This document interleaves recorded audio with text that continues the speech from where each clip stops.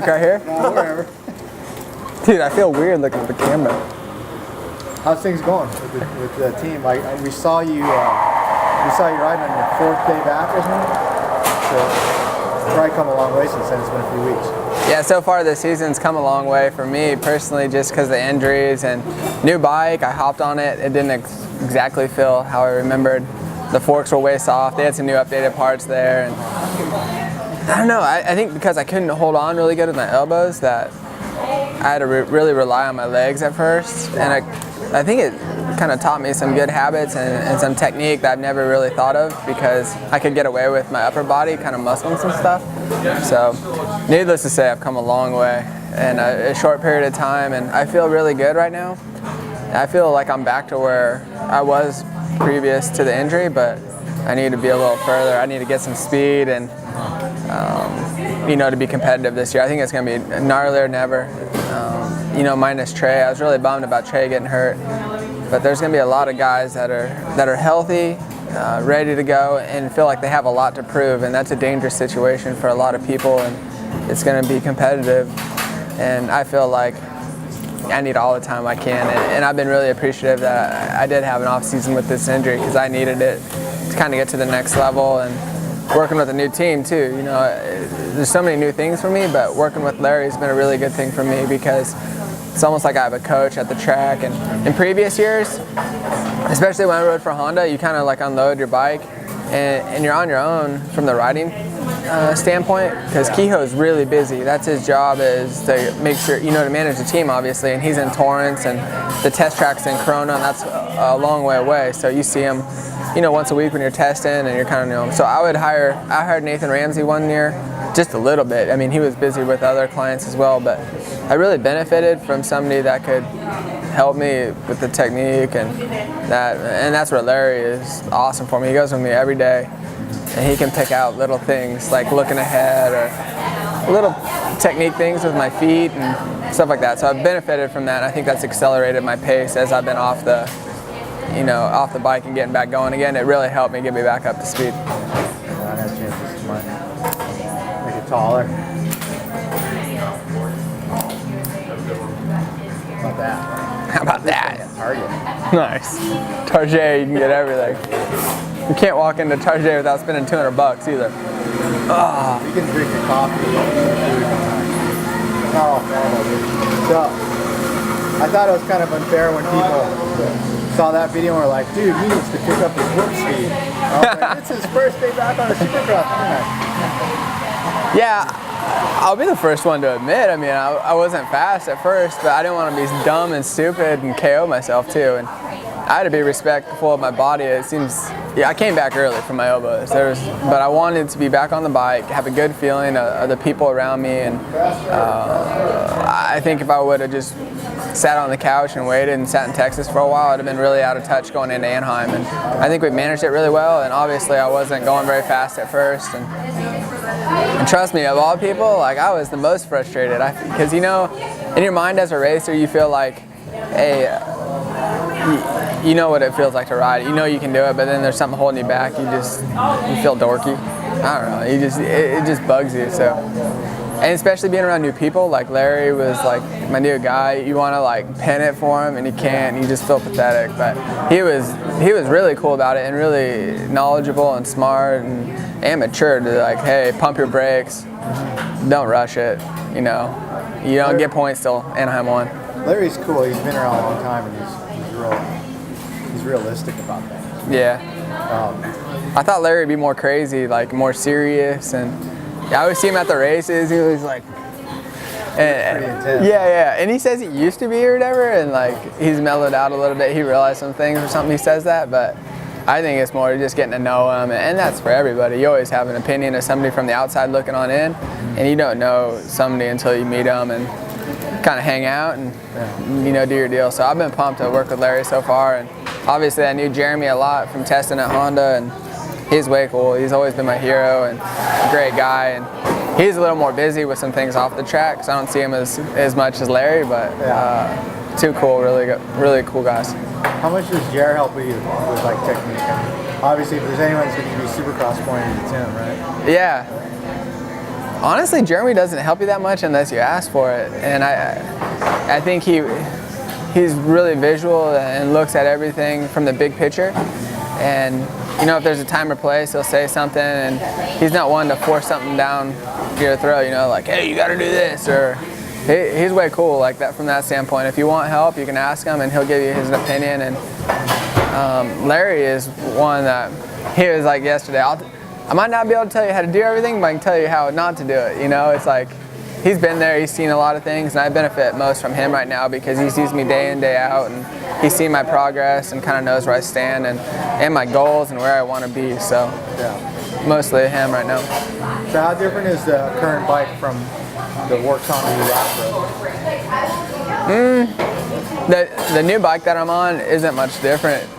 The biggest updates are the forks. They have new internals, and there's a lot more options right now. You know, you can pick different transmission parts and motor parts and all that. And I started off with a more detuned motor and maybe not as much compression, stuff like that. So as I'm picking up the pace, we're starting to put a little more power in the bike, and I tried a few more parts. And for me, I'm really happy with just like the base setup, which is pretty similar to what I raced with last. And I know, you know, that bike won some races last year with Trey, and obviously Chad was really successful on it when he got on it. So the bike is the least of my worries right now, and that's kind of why I wanted to come here, is to focus on my riding and technique and going to the races knowing that I have the best bike, and it's just, it kind of all stands on my shoulders.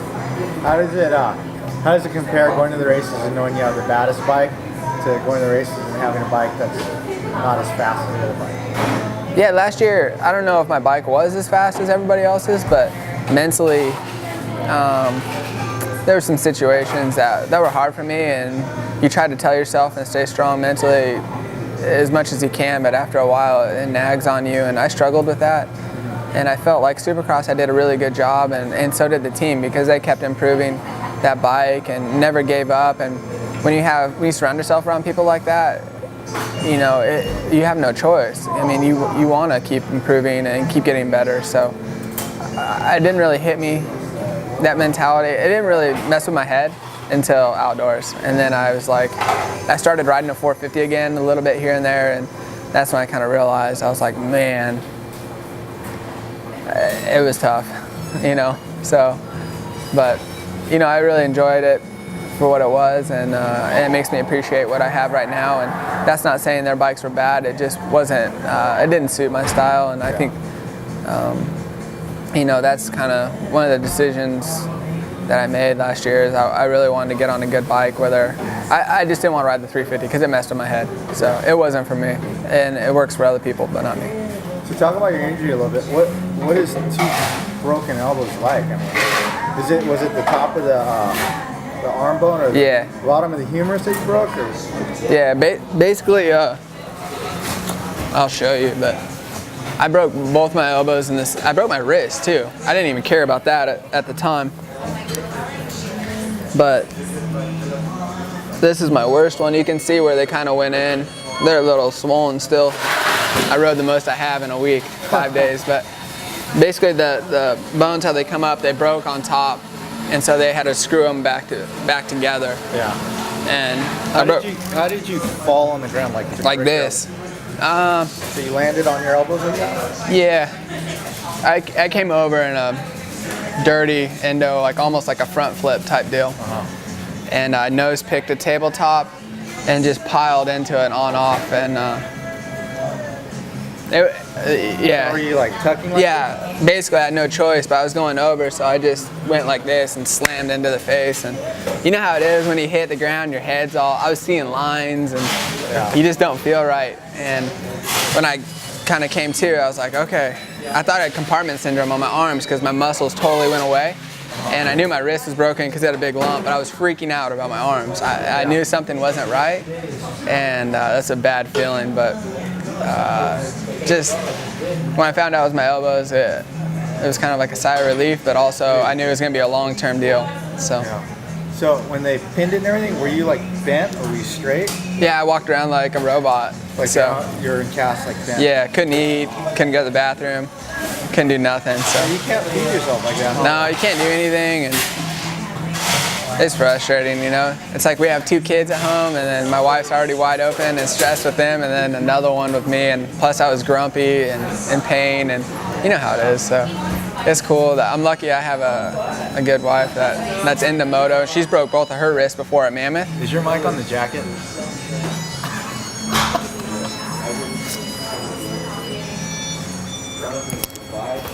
Oh, it's on your shirt. All right.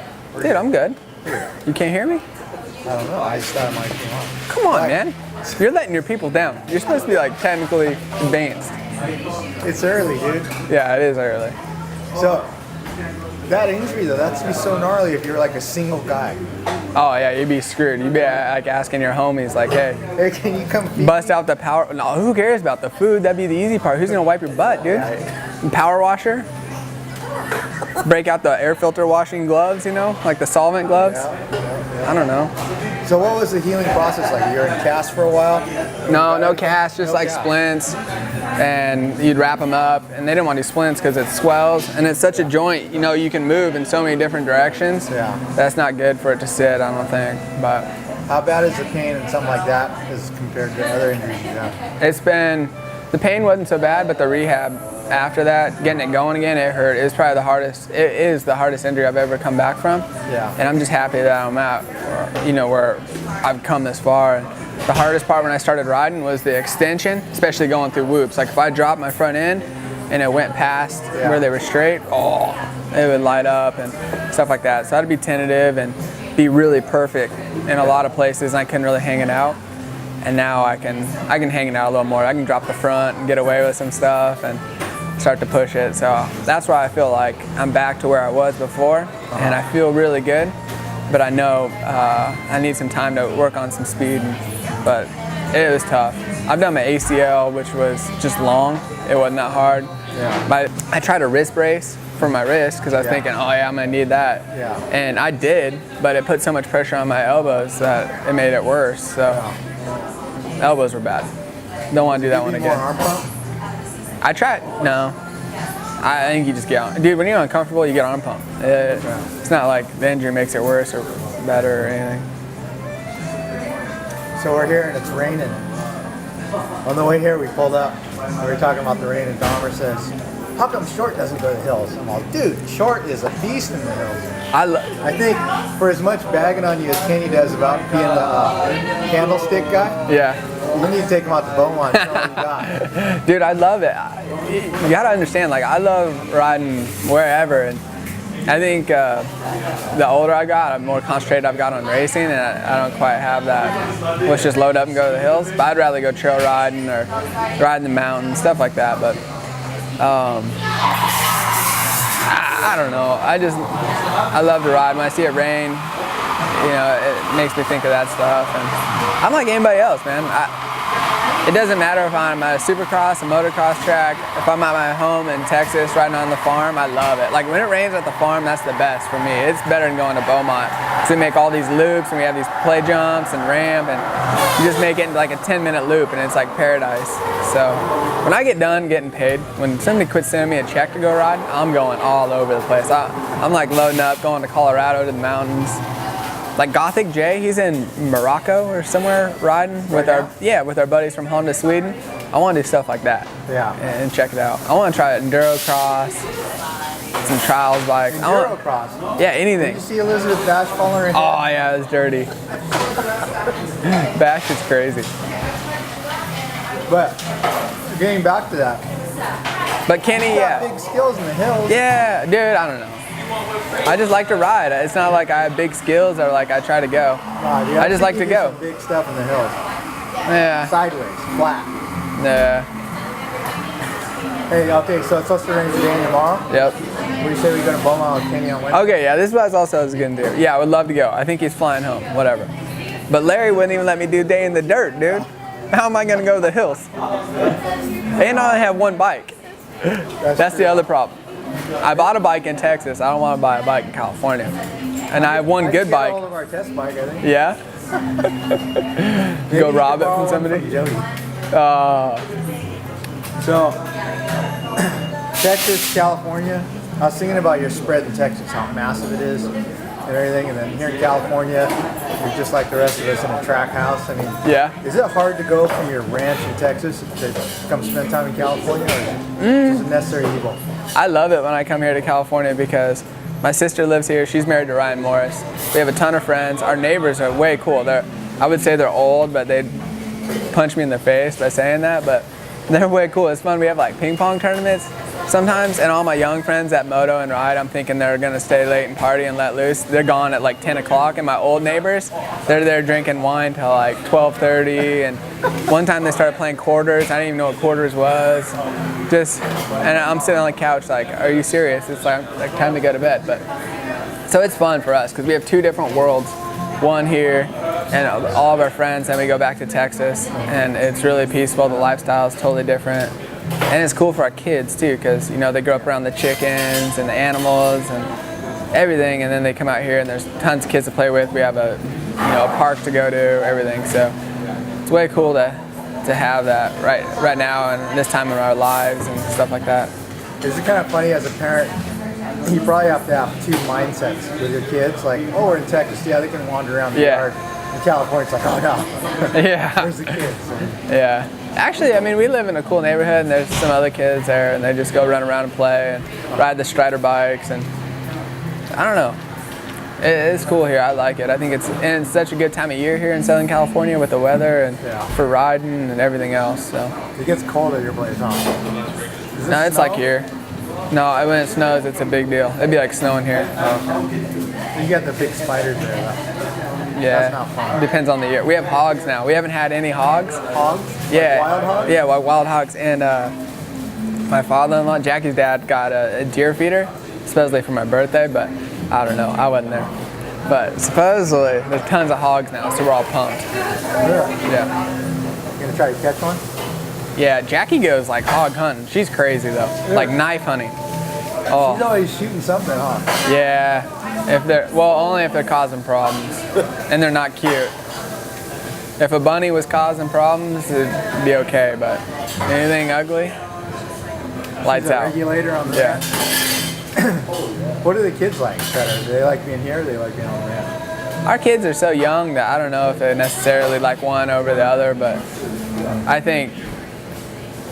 Yeah, they're too young to know, but they love, for them it's cool to go, like they've seen baby chickens hatch, the cows and the calves, they go count them, the horses, riding horses, and there's just a lot more going on down there, and it's really simple, and we live on a river, and there's all kinds, we can just go, we have a little swing down there at the river and just go chill, and it's almost boring, but if you appreciate it for what it is, it's really cool. And for me, riding, you can't beat it. You just go out your door and ride, and it's fun. So. Do you ever get bored with your tracks? I mean, how do you change it up? Yeah, it feels like, for one, my track's pretty long, my outdoor track, and you can always go, like we have a grass track, ride in the hills, or in the trees, and we have some like play jumps. It seems like there's always something to do, and if I do, there's really cool tracks not far away. We have a really cool sand track that Matt Talon owns.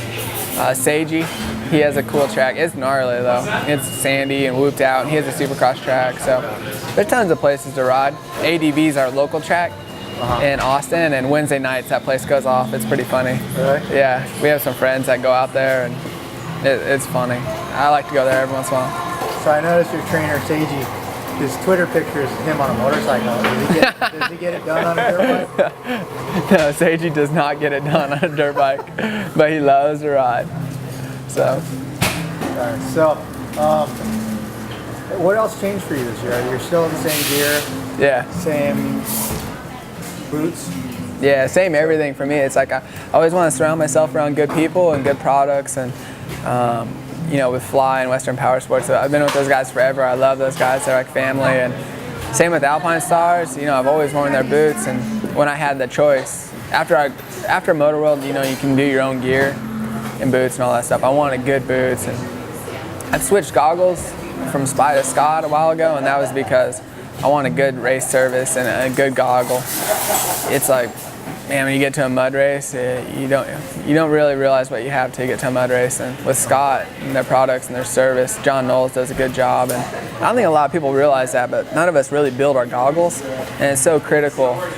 And the time, effort that they put into building roll-offs and everything is huge. And you have somebody down there at the line, if something happens, and they do a really good job. So it's you know, and same with Leat. Like, people always ask me about neck braces and stuff. I've always worn it. It's been the one that was like first out. I feel comfortable with it, and it's the best for me. And I just like being around good people. You know, it's like I don't want to burn somebody for a little bit more money for 1 year, and then next year be scratching your head. And I think, especially at this point in my career, a lot of those people are like family to me.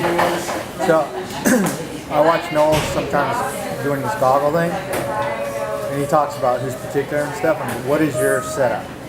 Like, are you particular about anything? Do you have like special foam or like free tear-offs? Or? No, I'm pretty laid back on everything. Even from like a bike standpoint, I could hop on it. And, I mean, I wouldn't even adjust the levers, but like brake pedal is big for me on the rear. Just little stuff, but I'm pretty laid back. Pretty easy going with everything. All right, so we're here at Starbucks and you haven't eaten or drank anything, but I see you're conscientious. Your trainer would be happy. You're eating a fruit cup, a sparkling water, and what coffee is that? Just regular. Just regular drip. Yeah. Drip black. Dude, I had a yogurt, but you just mowed it down. Oh, no, this one's here. Oh, okay. I mowed your yogurt. We ordered the same thing, dude. You thought I just Great minds think alike. You thought I just bogarted your food? Yeah. I'm like, sweet, thanks, dude. Awesome. So I see you're driving a Ridgeline out there. I heard Honda's going to discontinue that thing. Really? Yeah. I don't know. Yeah. Not Is too that part up. of your contract a couple years ago? Oh yeah, a few years ago. Yeah. Have you had the tie down vibrate in the wind and shake the whole cab yet? No. Really? Dude, I love the Ridgeline because it has a little trunk. Oh yeah, the trunk's sick. Huh? Dude, you can keep all your gear in there and it stays nice and dry. My toolbox, nothing gets stolen out here. Have you ever had a gear bag stolen out of your truck? No. I've had two. Really? Yeah. Dude, what are you doing? No, it's just like people just poach them when you're eating dinner or something. You're hanging in the wrong spots, man. The sushi places, they're rough on you. Throwing out the Asian joke. You get Tara into Seiji about that? No, he does it himself, yeah. He does it himself? Yeah. So he's another self-deprecating Asian. Yeah. But he's like, I told you, he's like a hippie, so it's a bad combination. So what are you doing on a rainy day like this then? Rainy day, chill. I'm gonna go run some errands, but I've been trying to ride. I normally don't even ride on the weekends, and I was pretty sore with my elbows, and I've been riding so much, but I knew the rain was coming, so I rode on Sunday, and I'm wasted, so do a little recovery, and also some things I've been wanting to get done for my bike, and I'm working on a few secret missions, so we'll see. Secret what? I have like this GPS unit that's sick for riding. It counts your laps and everything.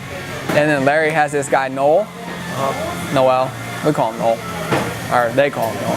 And I want to get put all on the bar pad maybe or something. I don't know, just like little stuff that I like to tweak out. I like to monitor all my stuff, my training, my laps. I tweak out on stuff like that. So I want to have something that can count my laps when I ride, and I can keep it all, and you can look at it on the computer. So at the end of the year. Like, your number of laps and lap times and how your lap times are in the moto, like at the end and stuff? Yeah, like during the week, during this time, especially in the off season, I like that stuff. It gives me something to think about when I'm sitting there chilling and trying to relax. And I like the more information I can get, the better for me. And some people don't like that. I think during the race, you just have to let it go and just, you know, almost turn your mind off and let it be automatic. But during the off season, I like to analyze and do stuff like that. So do you like, what's a day at the track like? Do you simulate a race? Do you do a practice session and then a heat? Yeah, sometimes. But, or simulation. But for me, some days are just dedicated to sprints, or some days are longer motos, and it kind of depends where you're at coming up to the season, and you kind of build and paper and stuff like that. And I think everybody has to focus on their weaknesses and strengths, and you know, you can't be stupid this time of year and bury yourself, but you also have to build some base fitness to carry you through. And This is the only time of year we really have to work on our weaknesses because you're not racing every week. So it's fun for me. I think you can make big gains in the off season. So, you know, if you're hoping to be 100% by Anaheim 1, where are you right now? I don't want to give it a number of where I'm at percentage-wise, but I'm in a good spot, and you never know until you get to the race. I think every year there's a lot of uncertainty when you line up at the gate at the first race, and I wouldn't even say that. It's like more like you're chilling in the tunnel before you go out for practice, and you're thinking, man, I've done everything, and you just got to have that confidence knowing that you're in a good spot and that you've done everything you can, and whatever happens, happens. And nobody honestly knows where they're at. And I don't think anybody can tell you that before they go on the track. But once you go out for that first practice session and heat race, you get a good gauge of where you're at. And by all means, your season isn't over at the first race. And a lot can happen. We've all seen that. But it's a tough time of year, and I think I've done everything I can, and I'm happy with that. I've exceeded my expectations with the injury and new bike and the adaptation to getting to where I'm at right now. Cool.